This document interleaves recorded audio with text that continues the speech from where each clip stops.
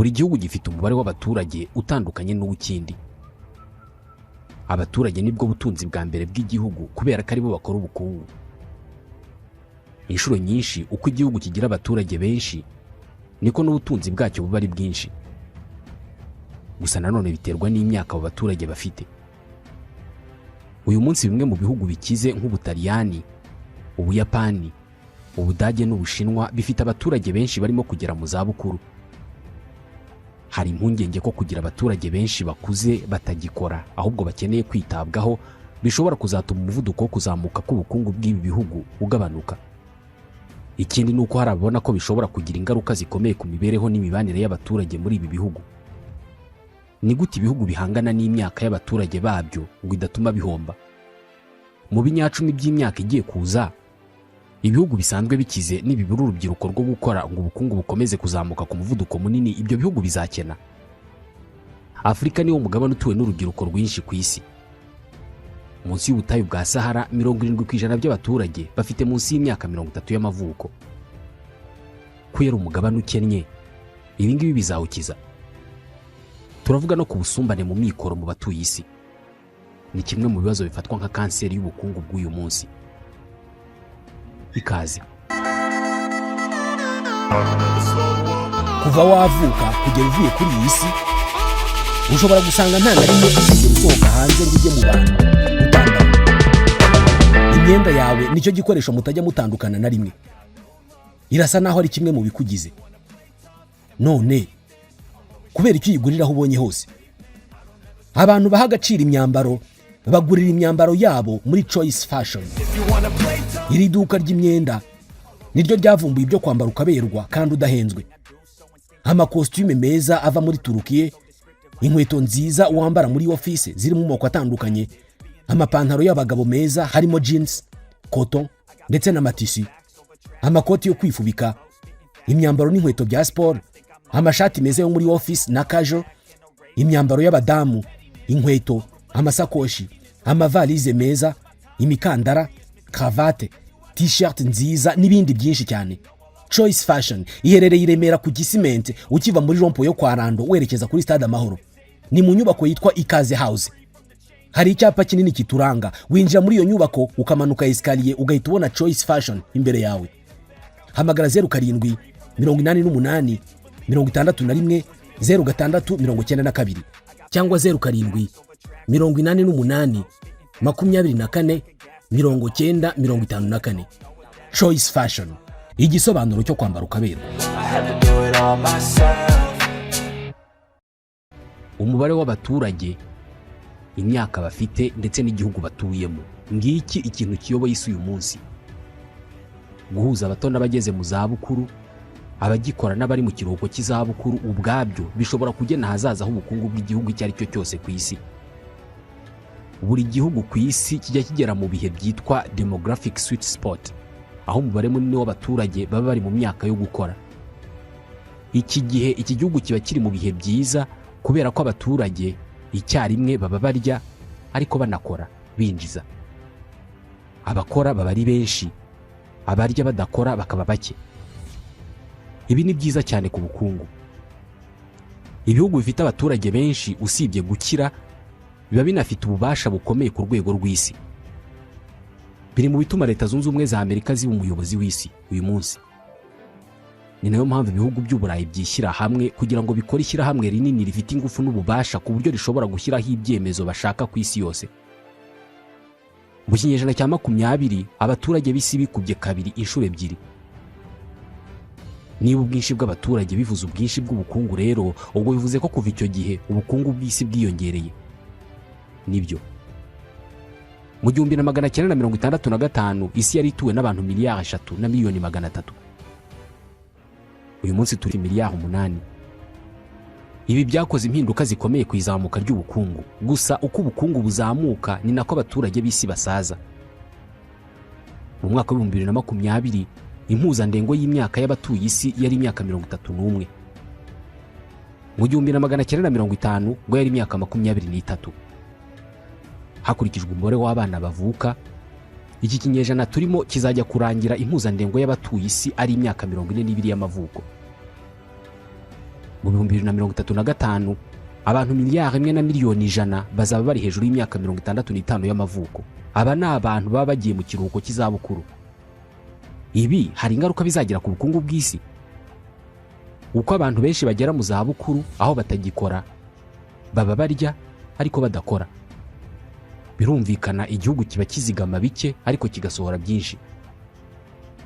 Ingaruka z'ibi zigaragara mu binyacumi by'imyaka ikurikiraho, igihe ibihombo bito byagiye byiyegeranya buri mwaka bikora igiteranyo bikavamo igihombo cya rutura. Biratekerezwa ko ibi ngibi bitangiye kubaho mu bihugu bimwe na bimwe by'Uburayi. Ibihugu byinshi bifite abaturage benshi bari mu myaka yo gukora biri muri Afurika no muri Aziya y'Amajyepfo y'Uburasirazuba. Hari amahirwe ko ibi bihugu bigiye gutangira gukora ubukungu bwinshi. Kimwe mu bihugu byamaze kwinjira muri ibi bihe by'inyungu aho bifite urubyiruko rwinshi n'abageze mu zabukuru bake ni Ubuhindi. Umubare munini w'Abahindi bari mu myaka yo gukora. Hejuru ya 65% by'Abahindi bari munsi y'imyaka 35 y'amavuko. Mwibuke nicyo gihugu cya kabiri gituwe n'abantu benshi ku isi, miliyari 1,417,000. Ni igihugu cya karindwi gikize ku isi kandi hari amahirwe ko ubukungu buzakomeza kuzamuka kubera ko ni igihugu kiri mu bifite ubukungu buzamuka ku muvuduko munini kubera aba baturage benshi b'abajene. Ku rundi ruhande, ibihugu byinshi by'Uburayi binakize cyane bifite abaturage benshi bageze mu zabukuru. Ubutaliyani buza imbere y'ibindi mu kugira abaturage benshi bakuze. Mu mwaka wa 2021, 23.5% by'Abataliyani bose bari bafite hejuru y'imyaka 65 y'amavuko. Ibindi bihugu birimo Ubudage, Finlande, Ubugiriki, Portugal. Impuzandengo y'imyaka y'abaturage mu gihugu ni igena byinshi mu byemezo bifatwa. Nko muri ibi bihugu bituwe n'abageze mu zabukuru benshi, hatagize igikorwa ubukungu bwazatangira kugenda ku muvuduko mutoya bidatinze. Ibihugu nk'ibi ngibi biba bifite amahitamo atatu: kwigiza inyuma imyaka abakuze batangirira kujya mu kiruhuko cy'izabukuru bagakora imyaka myinshi, gushishikariza abaturage babo kubyara cyane, cyangwa se bakemera kwakira bimukira bakiri bato. Kuri iyi ngingo yo kwemera bimukira ho hazamo imbogamizi nyinshi zo kumenya umubare w'abimukira bagomba kwakira, imyaka bagomba kuba bafite ndetse naho bakomoka, kubera ko ibihugu byinshi byo mu Burayi bigira impungenge z'uko kwakira abanyamahanga benshi bishobora guhungabanya umuco wabo n'imigenzo yabo. Ntabwo bashaka abaturage benshi batuye Paris barya isombe n'ikinono, cyangwa se ngo Londres ibituwe n'abaturage benshi bavuga imisango n'amazina y'inka. Steven Chan ni impuguke muri politike mpuzamahanga. Atekereza ko imyaka abaturage benshi bafite mu bihugu bikize izatera ingaruka ku bukungu mu bihugu bya mbere bikize ku isi birimo Ubuyapani n'Ubushinwa. Muri iyi si yacu yabaye nk'umudugudu kubera urujya n'uruza rw'abantu n'ibintu mu bihugu bitandukanye. Umubare w'abaturage n'imyaka bafite bifite agaciro gakomeye cyane mu bukungu bw'ibihugu. Uyu munsi ibihugu bimwe cyane cyane ibyo muri Afurika bifite abaturage benshi ku buryo imbere muri byo hari igitutu cy'abantu benshi, bikanongera umubare w'abashaka kujya ahandi. Ubushomeri mu rubyiruko niyo nteruro izi imbere iyo bakoze urutonde rw'ibibazo biri muri Afurika. Ibindi bihugu cyane cyane ibyo mu majyaruguru y'isi mu myaka izaza bizagira abaturage bake, binatera ukugabanuka gukomeye kw'abafite imyaka yo gukora. Ubushinwa, igihugu cya mbere gituwe n'abantu benshi ku isi, cyatangiye kubona ingaruka zishingiye ku mubare w'abaturage n'imyaka bafite kuva mu myaka 50 ishize. Kuva ubwo iki gihugu cyayoborwaga na Mao Zedong, cyafashe ingamba zikomeye zitandukanye zigamije guhangana n'impinduka ziba mu ngano no mu myaka y'abaturage. Mu 1958 Ubushinwa bwari butuwe n'abantu miliyoni 660. Iki gihugu cyayoborwaga na Mao Zedong yatekereje impinduka zikomeye zari zigamije kugira Ubushinwa igihugu gikize cyane ku isi. Uburyo yakoresheje yabunyujije muri politike yise Great Leap Forward, Grand Bond en Avant, intambwe ya rutura imbere cyane. Yategetse ko ubuhinzi aho umuntu ahinga umurima we agahunika agatungwa n'ibyo yahinze buvaho, ahubwo abantu bakajya bahinga bagasarurira hamwe, bakajyana umusaruro ahantu hamwe bagahunika bakajya barira hamwe. Ni communisme ya nyayo. Yategetse ingano y'umusaruro buri gace gakwiye kujya kabona kakawujyana mu ihunikiro rusange. ategeka ko abantu bamwe bareka ubuhinzi bakajya gukora mu nganda kubera ko yashakaga ko inganda zigera hose no mu byaro. Yategetse ko hakoreshwa tekinike zose zishoboka zo kongera umusaruro w'ubuhinzi, ari nabwo yategetse ko mu gihugu hose haba igikorwa cyo guhiga ibyonnyi bine byari byaramaze umusaruro wa rubanda mu Bushinwa: imbeba, udusimba duto tuguruka, imibu n'inyoni zitwa ibishwi. Izi nyamaswa barazihize barazimara mu gihugu, bababisha uruhererekane rw'ubuzima. Ibihingwa bibura inyamaswa zo kubibangurira, umusaruro urabura. Byiyongeraho ko abayobozi mu nzego z'ibanze batekinikaga imibare y'umusaruro bajyanye mu buhunikiro rusange bagamije kugwiza umubare leta yasabaga. Abandi bagiye bambura abaturage ibyo bejeje byose bakabijyana mu buhunikiro rusange, bakabaka byose batabasigiye na duke two kubatunga. Kuva mu 1958 kugera mu 1961, Ubushinwa bwibasiwe n'inzara ikomeye cyane, bitekerezwa ko yishe abantu bari hagati ya miliyoni 15 na miliyoni 50. Leta yari itegetswe kugoboka abaturage bayo. Uko igihugu kigira abaturage benshi niko kiba gifite inshingano zo kubitaho, rimwe na rimwe kugira abaturage benshi bimutwaro kuri leta. Iyi niyo mpamvu Ubushinwa bwahisemo gufata ingamba zo gukemura ikibazo cy'ubwiyongere bw'abaturage. Leta igera naho ijya kure mu kugabanya abaturage. Kure avuga ni ugushyiraho politike yo kubyara umwana umwe rukumbi kuri buri muryango. Bangaga ko abaturage bakomeza kuba benshi, banatinya ko hazagaruka inzara nk'iyo mu ntangiriro z'imyaka y'1960. Mu ntangiriro z'imyaka y'1970, umugore umwe w'umushinwakazi yabyaraga nibura abana 5.9 mu buzima bwe bwose. Uyu munsi umubyeyi w'umushinwa abyara nibura umwana umwe n'ibice 6 mu buzima bwose. Iyi ni impuzandengo. Abazi cyane iby'abaturage batekereza ko Ubushinwa bukeneye ko impuzandengo y'abana buri mugore abyara yagera ku bana 2.1 kugira ngo iki gihugu kibe cyizeye ko gifite abaturage bakora bakagiteza imbere uyu munsi, kandi bakazabona ababasimbura hatanyuzemo icyuho na kimwe. Niba igihugu gitungwa n'amaboko y'abana bacyo, bivuze ko igihugu kigomba guhorana abana bagejeje igihe cyo gukora. Hagomba kubaho isimburana ripimye mu myaka hagati y'abava mu kazi n'abakinjiramo. Mu mwaka wa 2016, Ubushinwa bwasaga n'uburi mu marembo yo kugira ibibazo bishingiye ku baturage.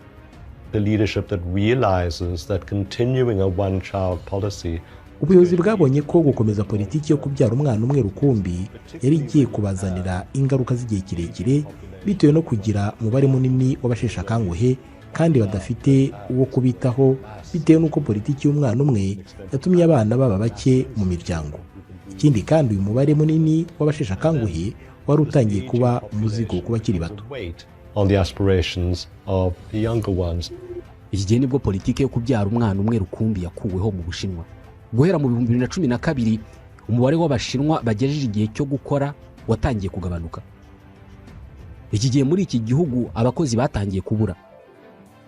Mu 2025 hazaba hari Abashinwa miliyoni 360 bazaba barengeje imyaka 60 y'amavuko. Abangaba barangana n'abaturage ba Leta Zunze Ubumwe za Amerika uyu munsi. Abana bavutse mu 2016 mu Bushinwa ubu bafite imyaka 6 y'amavuko. Baracyakeneye indi myaka nibura nka 12 kugira ngo batangire gukora. Biratekerezwa ko muri iyi myaka Ubushinwa buzagira ikibazo cyo kugabanuka kw'abakozi no kwiyongera kw'abasheshe akanguhe bagomba kwitabwaho. Hagati y'umwaka wa 2013 n'2021, Ubushinwa nibwo bwatanze 38.6% by'ubukungu bwose isi yungutse muri iyo myaka. Bwarushije ibihugu 7 bikize ku isi kwinjiza umutungo mwinshi ku isi. Gusa umuvuduko w'ubukungu bw'Ubushinwa ushobora kuzagabanuka biturutse ku kwiyongera kw'abasheshe akanguhe no kugabanuka kw'abagejeje igihe cyo gukora. Ibi bizagira ingaruka ku isi yose kubera ko Ubushinwa nirwo ruganda rw'isi. Igihe bazaba batagikora ibicuruzwa byinshi, hari bizabura ku isoko. Mu Buyapani ho igabanuka ry'abato no kwiyongera kw'abasheshe akanguhe bimaze imyaka bitangiye. Hagati y'umwaka wa 2010 n'2015, Abayapani bagabanutseho 947 na 345. Aba ni abageze mu zabukuru barapfa, ariko ntihavuka bo kubasimbura. Mbere y'uko iki kinyejana kirangira, umuryango w'abibumbye uteganya ko Abayapani bazagabanuka bakava kuri miliyoni 125 bariho uyu munsi bakagera kuri miliyoni 83. Babihera ku kuba abasaza n'abakecuru mu Buyapani ari benshi kandi abantu babyara gake cyane ku buryo abaturage batarimo gusimburwa. mu 2015 abayapani bari miliyoni 127,100,000. Mwibuke uyu munsi bamaze kuvaho miliyoni 2. Ubu ni miliyoni 125. Mu 2010 abayapani bari miliyoni 128. Bitekerezwa ko twebwe abanyarwanda mu 2100 tuzaba tumaze kwikuba hafi gatatu, kuko tuzaba turi miliyoni 33,410. Abayapani bazaba baragabanutsemo hafi kabiri kubera ko bazaba ari miliyoni 75. Hari n'abajya kure bakavuga ko bazaba ari miliyoni 52. Ubuyapani bufite ibibazo bitabarika bifitanye isano n'abaturage, haba mu mubare ndetse no mu myaka, aho abenshi ari abasheshe akanguhe. Ariko cyane cyane Ubuyapani bufite ibibazo birebana n'imico n'imitekerereze, kandi guverinoma y'iki gihugu ntabwo ishaka kubikemura. Abayapani bafite umuco wo gukunda no kwizera cyane abageze mu zabukuru, kandi ibi bituma abakiri bato batabona akazi. Ikindi ni uko bafite amahame atemerera abagore gukora nk'uko bikwiye. Bafite kandi amahame akarishye cyane arebana n'igihe umuntu akwiye gutangira gufata amafaranga yizigamiye y'izabukuru. Bivuze ko abayapani benshi bagera mu zabukuru bakaguma mu kazi. Buri mwaka abayapani 10,000 bapfa baguye mu kazi kubera gukora amasaha menshi bataruhuka. Uru rupfu mu Buyapani baruhaye izina karoshi. Abantu barakora ntibaryame, ntibaruhuke, bakarinda iyo bagwa mu kazi. Kugeza ubu Ubuyapani ntabwo buremera kwakira umwe mu miti bivugwa ko yakemura iki kibazo cyo kubura abakozi, kwemera bimukira. Ibihugu byinshi by'Uburayi nabyo bifite ibibazo byabyo birebana n'abaturage. Guverinoma y'Ubudage iteganya ko hejuru ya 1/3 cy'Abadage bazaba bari hejuru y'imyaka 65 y'amavuko mu 2060. Ubudage nicyo gihugu gikize kurusha ibindi mu Burayi. Iki gihugu kigomba gushaka abakozi bavuye mu mahanga. Abari mu kazi uyu munsi batangiye kwitegura kuzakagumamo, bakigiza inyuma igihe cyo gutangira ikiruhuko cy'izabukuru. Ibihugu bitatu biri mu bya mbere bikize ku isi ari by'Ubushinwa, Ubuyapani n'Ubudage uyu munsi bihanganye n'ibibazo bikomeye bishingiye ku mubare w'abaturage babyo ndetse n'imyaka bafite. Amahitamo bigomba gukora ni ugushishikariza abaturage kubyara cyane, kwemera kwakira bimukira benshi, cyangwa se bagategeka abasaza n'abakecuru kutajya mu kiruhuko cy'izabukuru ahubwo bakaguma mu kazi. Ibyemezo bazafata nibyo bizagena niba bazakomeza kuba mu bihugu bikize mu binyacumi by'imyaka igiye kuza, cyangwa niba ubukungu bwabo buzagabanuka. Mu muryango w'ubumwe bw'Uburayi, Ubudage nibwo bufite abaturage benshi barengeje imyaka 65 y'amavuko. Mu nzego zimwe na zimwe z'umurimo muri iki gihugu hatangiye kubura abakozi bafite ubumenyi buhagije. Mu 2016 uruganda rwa Daimler Chrysler rukora imodoka za Mercedes Benz rukanatanga serivisi z'ishoramari rwagaruye mu kazi abashesha kanguhe barenga 100 bari baratangiye ikiruhuko cy'izabukuru. Uru ruganda ruteganya ko mu 2024 1/2 cy'abakozi barwo bazaba barengeje imyaka 50 y'amavuko. Mu gihe mu Budage barimo gusubiza abashesha kanguhe mu kazi, ahandi mu Burayi bo barakemura ikibazo cy'abaturage mu bundi buryo. Mu Butaliyani bamaze gushyiraho politiki ihamye yo kwakira bimukira. Kuva mu myaka 50 ishize igipimo cyo kubyara mu Butaliyani cyatangiye kumanuka. Muribuka COVID-19 cyaduka. Iki cyorezo cyazahaje Ubutaliyani kubera ko butuwe n'abashesha kanguhe benshi. Kuva mu 2016 guverinoma y'Ubutaliyani yishyura bimwe mu byaro by'Ubutaliyani kugira ngo byakira bimukira bavuye hirya no hino ku isi. Hari commune yitwa Satriano muri iki gihugu. Mbere y'umwaka wa 2015 iyi commune yari igiye gusenyuka burundu kubera kubura abaturage. Mu 2015 yakiriye abimukira 6,000 baturutse mu burasirazuba bwo hagati no muri Afurika. Abayobora iyi commune babikoze kubera ko aka gace kari kagiye gushiramo abantu. Amashuri menshi yari yarafunze kubera ko nta bana bari bahari bo kuyigamo. Inzu nyinshi zo guturamo zari zarashaje zarabaye amatongo, nta muntu ukizituyemo kubera ko abazibagamo barashaje barapfa, ntibagira abana bazisigira. Ariko uyu munsi bitewe n'ababimukira aka gace karongeye karaturwa, ndetse ubuyobozi bwabishimiye ababimukira. Impinduka zishingiye ku mubare w'abaturage n'imyaka bafite zibaho ahariho hose mu bihugu kandi buri gihe.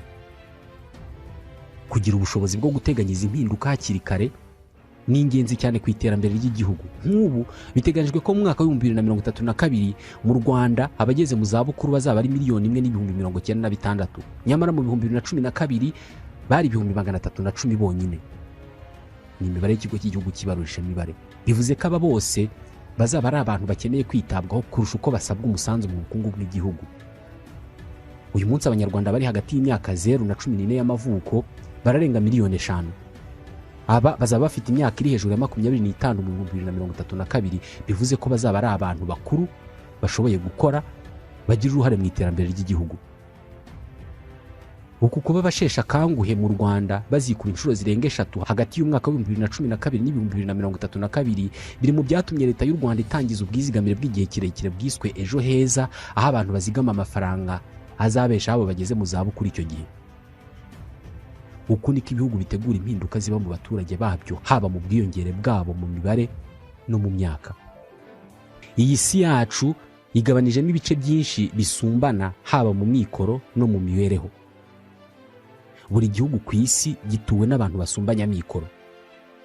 Niyo mpamvu tudahahira mu masoko amwe, niyo mpamvu konti zacu muri banki zitangana, niyo mpamvu tutarya bimwe, tutagenda mu modoka zimwe. Ikibazo gihari ni ingano y'ibyo abantu barushanwa. Ubutunzi bw'abakire n'amikoro y'abatishoboye ntabwo byigeze bizamo intera ingana nk'uko ingana uyu munsi. Uyu munsi ubutunzi isi ifite burabarirwa muri trillion 431 z'amadolari ya Amerika. Ni hafi kimwe cya kabiri cya quadrillion. Izi ni miliyari 431 z'amadolari. Aya ngaya ntabwo agabanije mu buryo bungana. Twese turabizi. Amerika y'Amajyaruguru n'Uburayi bituwe na 20% by'abaturage b'isi, ariko byihariye 67% by'aya madolari isi ifite. Ubushinwa bufite abaturage baruta mu Burayi na Amerika ya ruguru bwo bufite 8% by'ubu butunzi.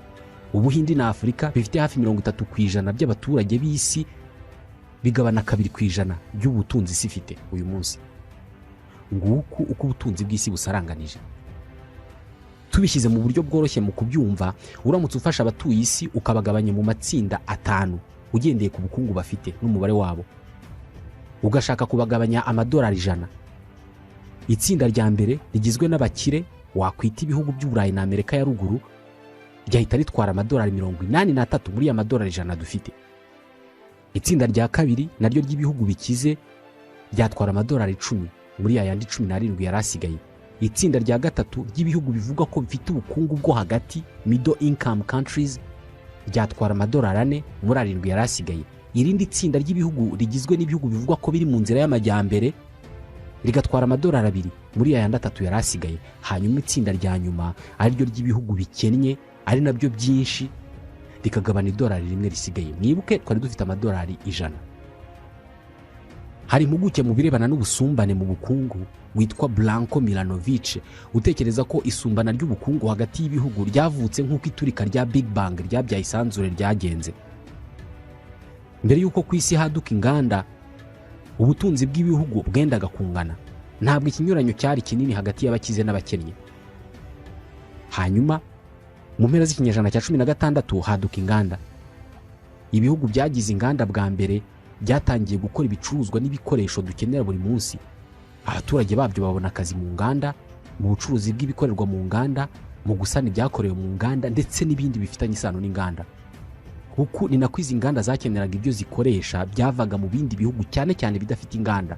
Nguku uko ubusumbane mu bukungu bwatumbagiye ku muvuduko utagira ingano. Mu mwaka wa 1820 ibihugu bya mbere byari bikize ku isi byari Ubwongereza n'Ubuholandi. Ibyari bikennye kurusha ibindi byari Ubuhindi n'Ubushinwa, ariko ubukungu bw'Ubwongereza n'Ubw'Ubuholandi bwari bukubye ubw'Ubushinwa n'Ubuhindi inshuro 3 zonyine. Uyu munsi ikinyuranyo hagati y'igihugu cya mbere gikize ku isi n'icya mbere gikennye ku isi, iki kinyuranyo ntabwo kigira ingano. Impinduramatwara y'inganda yaremye ubusumbane bw'amikoro mu bihugu, ariko uyu munsi ubucuruzi mpuzamahanga ndetse n'ikoranabuhanga birimo kwihutisha no kongera ubusumbane. Nibyo ubucuruzi bwazamuye imibereho y'amamiliyari y'abantu, ariko nanone bwarunze amamiliyari y'amadolari mu mifuko y'abake. Indi mpamvu yongereye ubusumbane bw'amikoro mu bantu ni ibyo abasobanukiwe iby'ubukungu bise skill based technological change. Kubera iterambere twazaniwe n'inganda n'ubucuruzi mpuzamahanga, imirimo ihangwa mu bihugu bigezweho uyu munsi ni imirimo ishingiye ku ikoranabuhanga. Wize kwigisha ndetse uri umuhanga mu kwigisha, ariko ntabwo uzi gukoresha mudasobwa, nta na smartphone ugira. Uri umuhanga ariko ufite ibyago byinshi byo kuzabura akazi. Abakozi bize kandi bagashobora kubona ubumenyi bugezweho batera imbere mu gihe abandi bakozi bo basigara inyuma. Ibi ngibi bihita bire mu busumbane bukabije, atari hagati y'abakire n'abakene gusa, ahubwo bihita bire mu busumbane n'ubukene mu bakozi ubwabo bafite akazi. Ni imwe mu mpamvu mu kigo cyangwa se muri kompanyi imwe abantu babiri bize bombi batari abayobozi bashobora kurushanwa imishahara kubera ko umwe afite ubumenyi bugezweho undi akagira ubwashaje. Uko ubukungu bw'ibihugu bimwe bukomeza kuzamuka, zimwe mu nganda ziraguka zikimurira ibikorwa byazo mu mahanga ahari abakozi bafite ubumenyi buke bahembwa make. Mu myaka 30 ishize muri Leta Zunze Ubumwe za Amerika, umubare w'abantu bize kaminuza ariko bakennye wikubye kabiri, bavuye kuri 3% baba 6%. Muri iyo myaka abanyamerika baba mu bukene kandi bafite diplome y'amashuri yisumbuye bavuye kuri 6% baratumbagira bagera kuri 22%. Mu myaka 50 ishize umushahara w'abantu bize kugera kuri kaminuza ntabwo ureka kuzamuka mu bihugu byose byo ku isi, gusa wazamukanye n'ibiciro ku masoko, ibihita bisa naho agaciro ko kwiga kagabanutse kuri bamwe. Ku isi yose mu bigo byinshi byaba ibya leta n'iby'abikorera, umushahara w'umuyobozi mukuru ubukubye inshuro zirenga 50 umushahara w'umukozi wo hasi muri icyo kigo. Hari naho bigera kure umushahara w'umuyobozi mukuru ugakuba umukozi wo hasi inshuro zirenga 100. Uyu munsi 10% by'abakire bo ku isi nibo ba nyiri 50% by'ubutunzi bwose bw'isi. 50% by'abatuye isi basaranganya 8.5% by'ubutunzi bwose bw'isi. Ubusumbane mu mikoro ni kimwe mu bibazo bikomereye ubukungu bw'isi muri iki kinyejana cya 21. Ni ikibazo gihita kigira ingaruka ku yindi mibereho yose y'isi kubera ko ubutunzi nibwo buva mu butegetsi. Iyo mu bihugu runaka ubukungu bwinshi bufitwe n'abantu bake, abo bantu bake nibo bahita bagira ububasha butagira ingano bwo kugenzura icyo gihugu mu byemezo bya politike bifatwa no gushyiraho gahunda zitandukanye z'icyo gihugu. Birumvikana izi gahunda bashyiraho nizirushaho gutumbagiza ubutunzi bwabo.